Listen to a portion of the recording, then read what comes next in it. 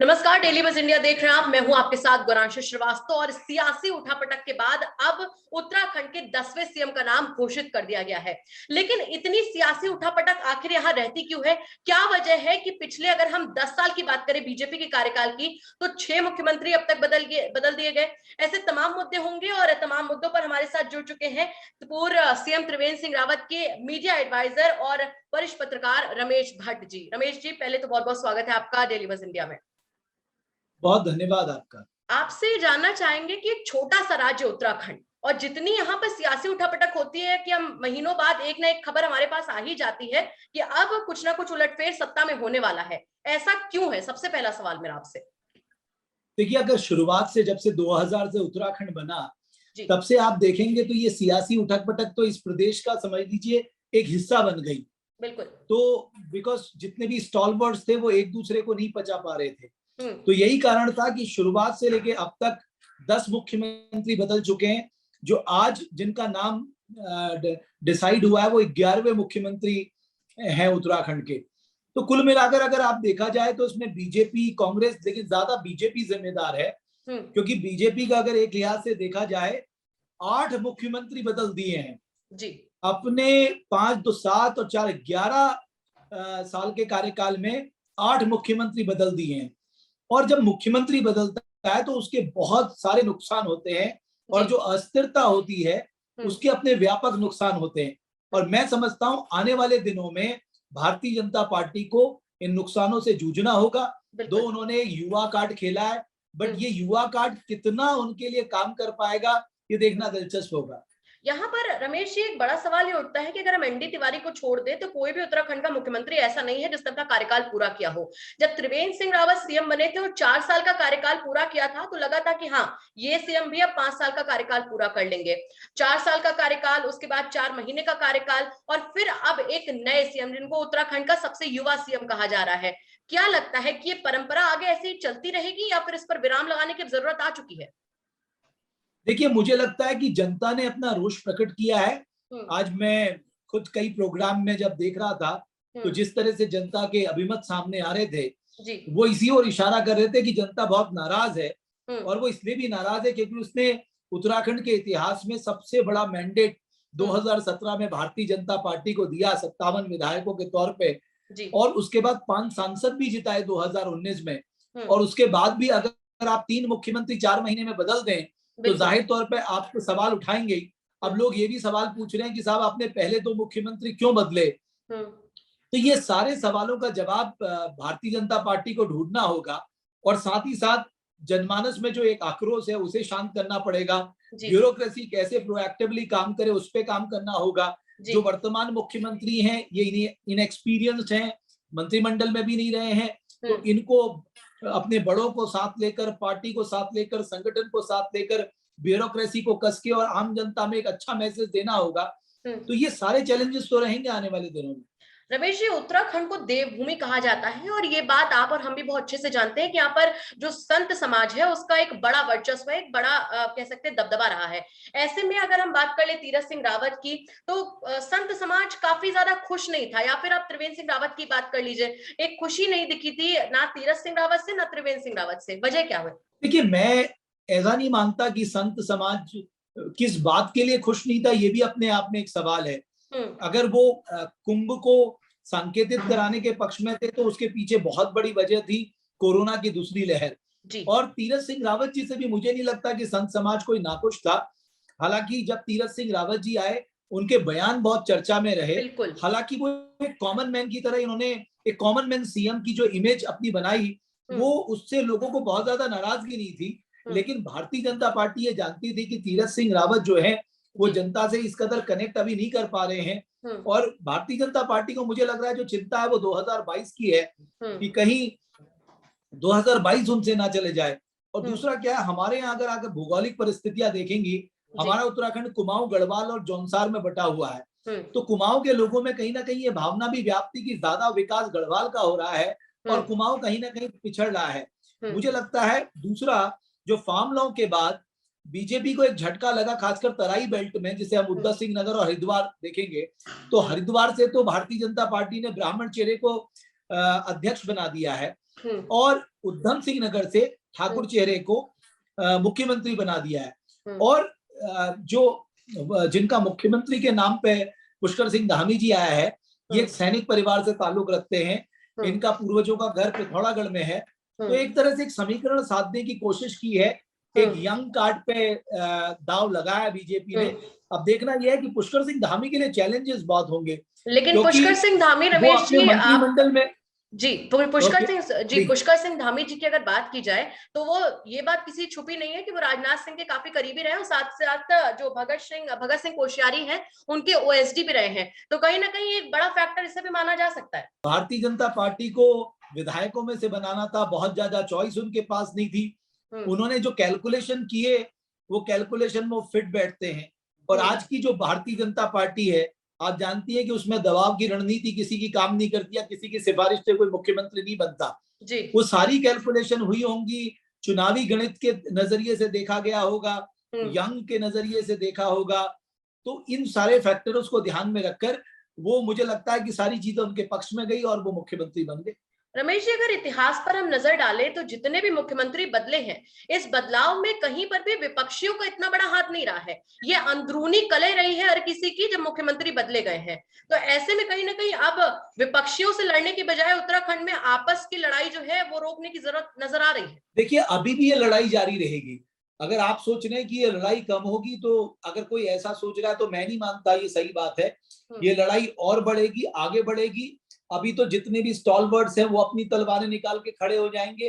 तो बीजेपी के लिए सबसे बड़ी चुनौती और प्रेजेंट चीफ मिनिस्टर के लिए सबसे बड़ी चुनौती यही रहेगी कि वो सबको साथ लेकर चलें, कार्यकर्ताओं में जोश भरें। अभी क्या है, हमारे यहाँ जो अगले 2-3 महीने बड़े क्रूशियल रहते हैं, क्योंकि बरसात काफी होती है, तो प्राकृतिक आपदाएं भी बहुत होती हैं, उससे निपटने की तैयारी करनी पड़ेगी।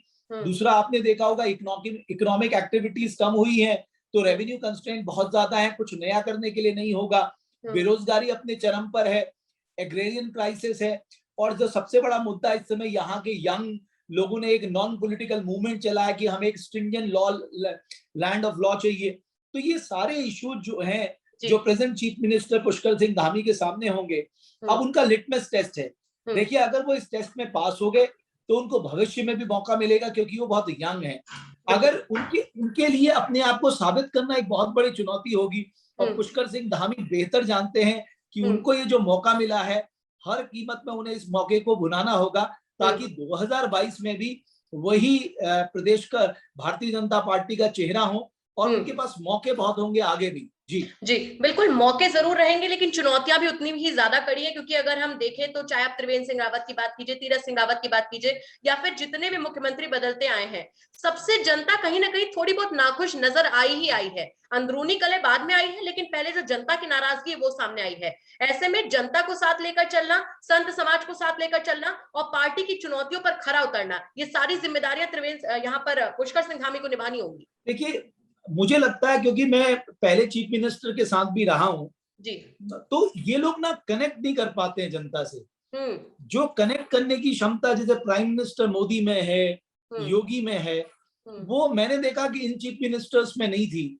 और कनेक्ट ना हो पाने की वजह से जो एक गैप था वो बढ़ता चला गया। दूसरा, भारतीय जनता पार्टी में इनफाइटिंग इतने बड़े लेवल पे है, मैं आपको क्या बताऊं।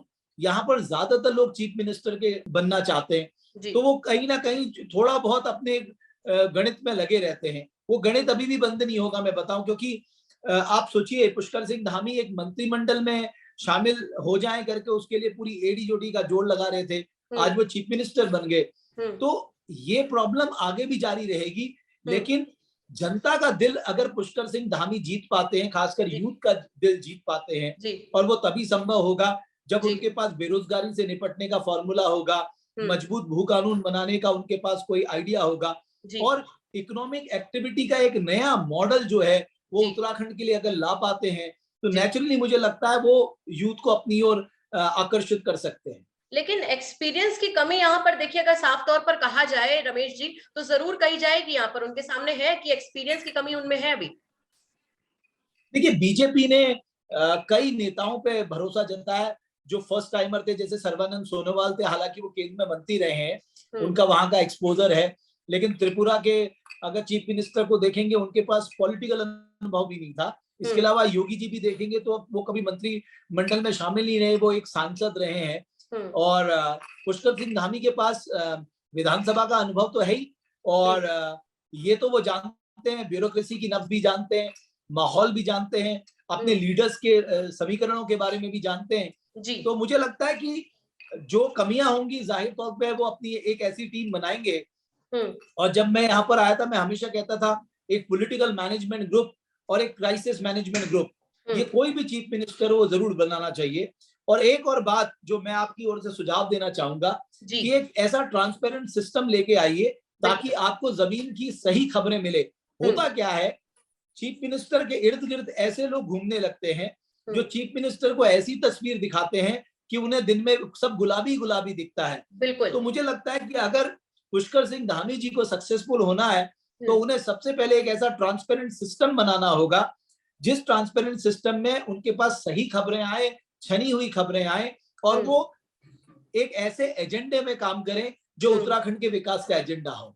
बिल्कुल, चौथा स्तंभ मैम, और समझने की जरूरत है कि उन तक छनकर खबरें नहीं पहुंचनी चाहिए, उन तक पूरी रॉ खबरें पहुंचनी चाहिए ताकि वो सच्चाई से रूबरू हो सके। यहाँ पर रमेश जी, संघ की जो नजदीकी है वो कहीं ना कहीं मायने रखती हो कि आप भी जानते हैं कि यहाँ पर पुष्कर सिंह धामी एबीवीपी के प्रदेश अध्यक्ष भी रहे एक समय में। ऐसे में कहीं ना कहीं अब तमाम लोग हैं जो इसको संघ से भी जोड़कर देखेंगे, आप इसको कितना संघ से जोड़ते हैं? देखिए, ये सही बात है कि वो संघ के भी नजदीक रहे हैं, और बीजेपी में तो आपको पता है कि अगर आप चीफ मिनिस्टर बनने जा रहे हैं तो बहुत हद तक संघ के नजदीक आपको रहना पड़ता है, क्योंकि संघ एक शाखा है, आपको उनको भी साथ में। बीजेपी में जो चैलेंजेस है वो है कि संघ को साथ में लेकर चलना है, संगठन को साथ में लेकर चलना है, और क्या कहते हैं, बड़े स्टॉलवर्स जो नेता है उनको साथ में लेकर चलना है।